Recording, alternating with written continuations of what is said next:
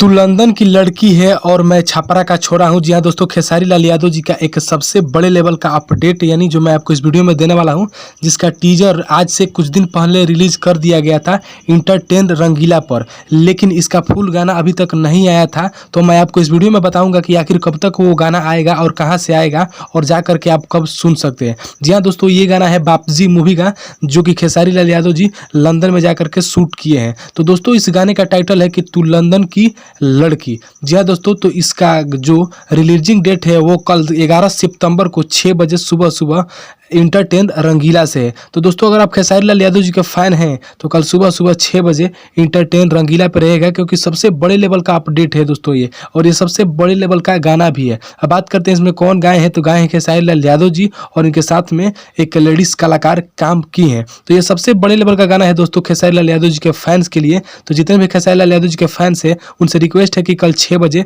तैयार रहेगा इंटरटेन रंगीला पर। तो बस इस वीडियो में यही बताने वाला था। अगर वीडियो अच्छा लगा है तो वीडियो को लाइक, शेयर, सब्सक्राइब और कमेंट करिएगा, क्योंकि आपका भाई इसी तरह का वीडियो को लेकर के आता रहता है। तब तक के लिए जय हिंद, वंदे मातरम।